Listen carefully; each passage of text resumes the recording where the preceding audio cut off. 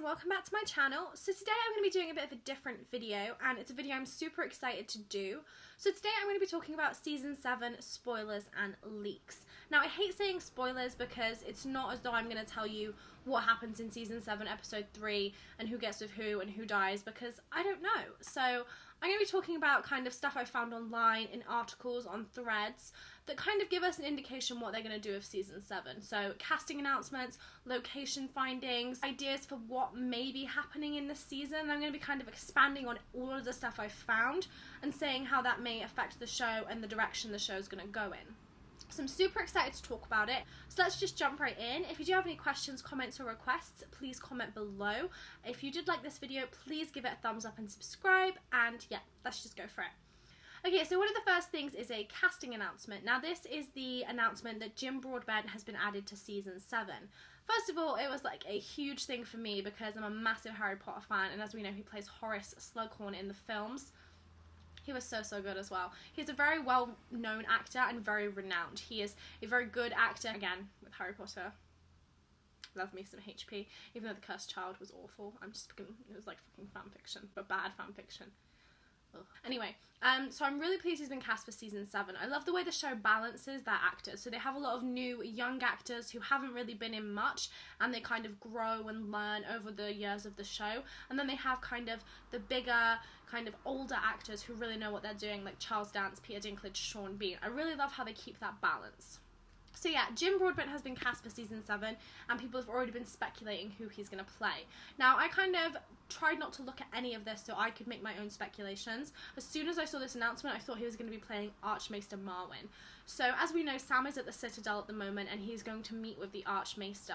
It's highly irregular that the Citadel hasn't been kind of kept up to date, if you would, on Castle Black matters, and so, as we see, Sam is going to be having what I guess will be quite a testy talk with the Archmaester. Now, Jim Broadbent, I'm sure, would do this role a whole lot of justice, and hopefully in the show they don't just reduce him to one conversation with Sam. Instead, hopefully they expand on what he does in the books. So in the books, Archmaester Marwyn is a very formidable character. He is known as Marwyn the Mage, as he is one of the few maesters who supports magic and has learned the kind of studies around magic. He has a link on his chain to show he has studied magic. He went all the way over to the Shadowlands and Ashai to learn shadow binding and kind of study the different magics over there. So he is a very formidable character in terms of knowledge and in terms of what he can do. So including him in the show, I think, is not just to kind of have the Archmaester, you know, we could really have gone without him if it's just going to be a conversation.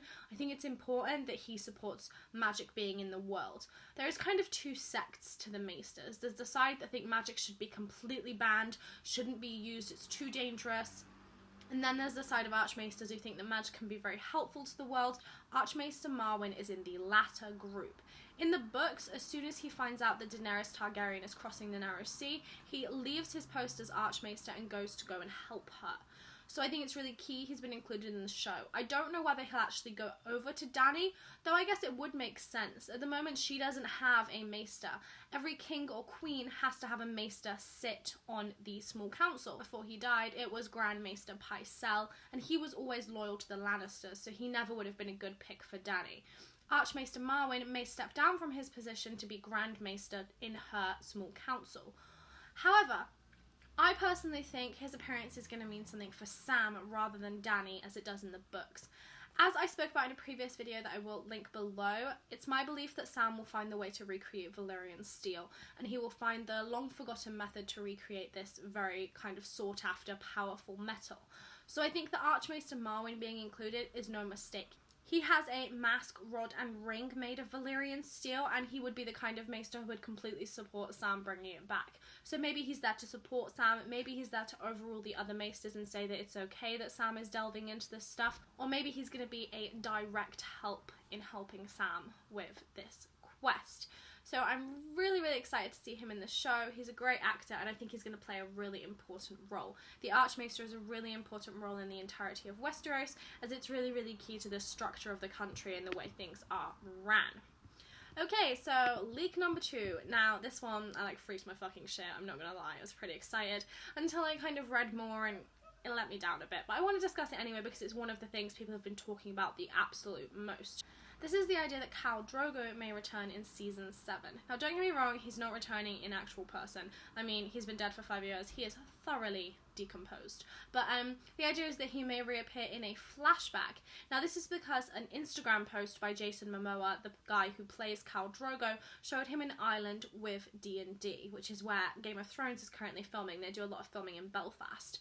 So I think it's really cool that Khal Drogo may be included. So it's possible he may instead reappear in some kind of dream state of Dany's. As we know in season 2, while she was in the House of the Undying, she had kind of a dream about Drogo. She saw him in a kind of Dothraki tent holding her son. And she said, you know, in the books, it was one of the hardest things having to leave that tent, because that was the life she could have had. If she hadn't kind of tried to heal Drogo, consulted a real healer, he may have lived, she could have bore his son, and they could have been a family. And that would have completely changed Dany's story arc. She wouldn't have her dragons, maybe she wouldn't be as thirsty for the throne if she had a family that she could just be content with. It would be a completely different arc for her. So seeing the way it could have gone was really important to her in the House of the Undying, and leaving that behind was a really important step in her becoming queen. So I would love if Drogo returned in some sense. Perhaps as Dany is sailing to Westeros, she said, you know, Khal Drogo promised me he'd take me across the narrow sea. Perhaps she has a dream about him, perhaps she thinks of him. I think it'd be really nice just to see him again, because he was such an essential part of Dany's story arc. However, unfortunately, it doesn't look like it will actually happen. At the end of the article, it spoke about how he may be there on a Guinness tour. I don't know though, that would be the perfect misdirect. I'm just here doing this when actually, maybe he is being Khal Drogo. So I'm really hopeful that he will return in some kind of dreamlike state of Daenerys's, just to give a little throwback to kind of the person who did start it all. He was the person she was sold to at the very, very start. He was the person who almost set her off to become queen. He promised to take her across the Salt Sea. He promised her the throne, and technically she got her dragons because of him. She burned him on his funeral pyre with Mirri Maz Duur, and came out of his funeral pyre with 3 dragons. Okay, so another thing I want to talk about regarding Daenerys is a location leak. So as we know, Game of Thrones often sources outside locations. For example, the Water Gardens in Dorne are in a very popular place in Spain. Another location they've been using is the Italica, I think that's how you say it, Italica ruins. They're Roman ruins, and these have been sourced for Game of Thrones season 7. Now this is super, super interesting because a lot of people are theorizing that these ruins will be the Dragon Pit. Now, the Dragon Pit was a magnificent structure built by the Targaryens. This was in King's Landing on the top of Rhaenyra's Hill. Now, this was where the Targaryens would keep their dragons whilst in King's Landing. So it's a really important site in Targaryen history.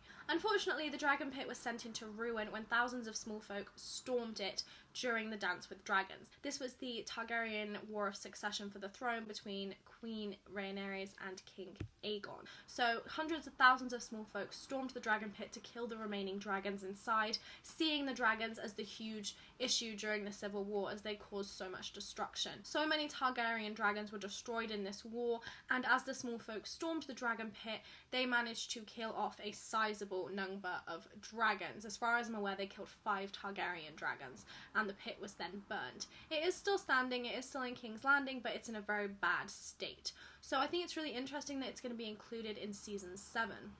There's also some more history about it that make it even more interesting in terms of the show. So during the Great Spring Sickness, the bodies in King's Landing were so piled high, they got put in the Dragon Pit and then it was burned with wildfire. During Robert's Rebellion, King Aerys had wildfire placed underneath the Dragon Pit as one of the strategic locations that would be kind of set up to be set on fire if the rebels managed to storm King's Landing. So it's a really interesting place and a really cool spot, and I'm really pleased they're including it in season 7 because it's such an important part of Targaryen history. This is where whoever sat on the Iron Throne and their kind of immediate family who lived in King's Landing, this is where their dragons would stay. And for season 7 it suggests this is maybe something Dany will rebuild. Maybe she'll rebuild it to hold her 3 dragons. As we've seen, the 3 of them, even though they're great and they help her win wars and they're essential to her army, they are a problem. They kill animals. It's suggested that Drogon has killed children, so it's really, really difficult for her to kind of justify keeping them out in the open. Maybe she'll keep them there instead. However, this would cause further issues. It's been kind of theorized that the dragon pit actually stops dragons from growing to their full size.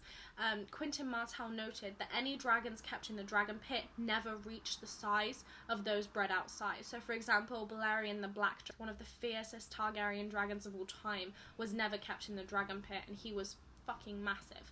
Whereas dragons who were kept in the dragon pit never really grew to that size. So it's possible keeping dragons in the dragon pit actually does stunt their growth. And this is a huge thing if Dany decides that she will keep them there. Maybe that will stop them growing to their full size, maybe it will limit their powers, and then when she needs to use them either in taking over the kingdoms or in the battle against the White Walkers, they won't be as effective. So yeah, I think that Daenerys possibly being involved with the dragon pit in some way, whether she's going to rebuild it, keep her own dragons in there, will be really, really interesting for season 7. It is also possible it's being used for something else. Possibly it's being used as one of the sites of wildfire. It's been theorised a ton of times, and I also agree with this theory, that when Dany reaches the gates of King's Landing and Cersei feels completely defeated, she will decide to do a King Ares 2.0 and try and set the whole city on fire. Maybe she'll be successful to a point. Maybe she'll manage to burn down some buildings before perhaps Jaime steps in and stops her, or Daenerys manages to stop her lighting everything on fire. It's possible maybe the dragon pit will be included just as one of the sites to be burnt by wildfire. It has been associated with wildfire in the past during the Great Spring Sickness. Okay, so the next thing I want to talk about is kind of location based, kind of almost casting based, even though they are already characters in the show. This is the idea that Jorah Mormont will be returning. Now, this has been talked about a ton on the internet because of two things. First of all, there was an Instagram post by someone who managed to get a selfie with Ian Glenn at Heathrow Airport. And then someone tweeted that he was on a flight to Belfast with Gwendoline Christie. As we know, Gwendoline Christie plays Brienne, Ian Glenn plays Jorah Mormont, and Belfast is a very popular Game of Thrones shooting location.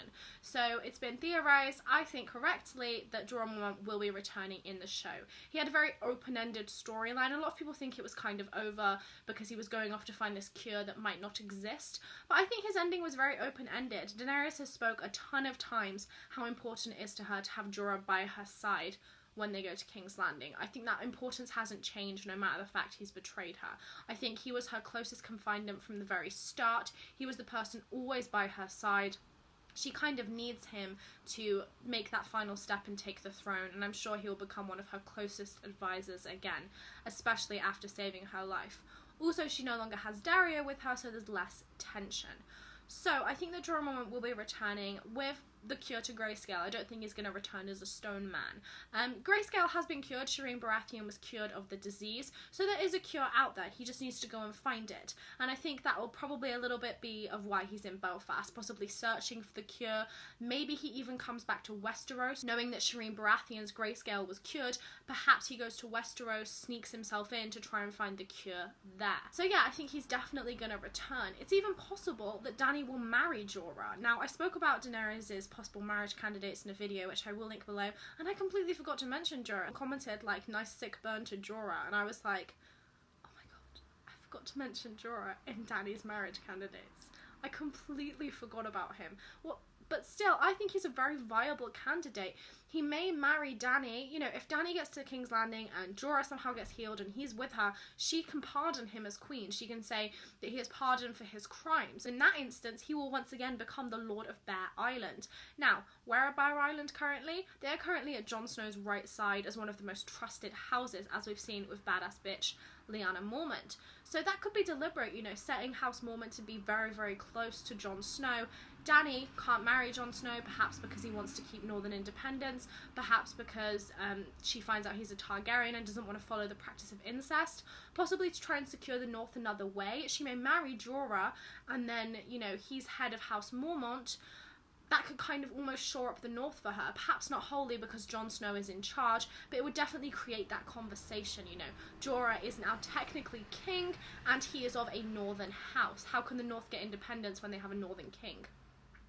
So that kind of sets that up if that is going to be what's going to happen. So I think that'd be really, really interesting. Now, as I said, on the flight was also Gwendolyn Christie Brienne. Now that confused me a little bit because I thought we'd next see her in the north as Sansa's sworn sword again. However, she does have to make the journey from Riverrun, and it's possible that she is making her way through the Riverlands. That would make sense for the Belfast location. And I'm wondering whether she will meet up with the Brotherhood Without Banners. They were included very briefly to be travelling through the Riverlands and onto the north. They want to help fight the White Walkers. They have this big faith in the Red God, and so they want to kind of be at the middle of that fray. So perhaps Brienne runs across them. In the book, she's very closely associated with them and Lady Stoneheart. Now, I don't think Lady Stoneheart's going to be appearing. I think it's too late in the show, and I think that Sansa has almost been given that role. Maybe even Arya, you know, killing the Freys, killing the Northern men. But it's possible Brienne will run across the Brotherhood Without Banners and maybe take them north, introduce them to Jon. I think whatever happens, she is going to try and get back to Sansa, but maybe she makes her way up north that way. Or, really hope this happens, she comes across Arya. Arya is currently at the Twins, having killed Walder Frey. It's possible maybe she's on the run, maybe she's making her way north to meet up with Jon and Sansa, and Brienne finds her and they make the journey together. Brienne was the only person to confirm that Arya was actually alive. Every kind of person in the Stark family, Jon, Sansa, all thought she had died many, many years previous when she fled King's Landing. Brienne was the person to confirm that she wasn't dead, but instead was with the Hound and was kind of reluctant to leave him. So it's really cool, I think, that maybe Brienne will come across Arya and they will travel north together and Brienne will return Arya home. That would also be really, really cool in terms of Brienne's promise. She promised to return the Stark girls to their mother. The next best thing is returning them to their existing family. She already returned Sansa to Jon. How cool if she also returns Arya home. Okay, so that's everything I have so far. I do intend to make a couple more of these style of videos talking about leaks and kind of what's coming up about the show. I do hope you enjoyed, and I do hope this has given you a little bit of a kind of fizz in the belly for season 7. I am so excited for it to come. It's far too far away, next fucking June, but I think it's going to be amazing when it comes, so I'm sure it'll be well worth the wait. So yeah, I do hope you enjoyed, guys. Please give a thumbs up and subscribe if you did. I will be back in a few days, if not next week, to discuss something new. Again, I will see you soon, guys. Bye!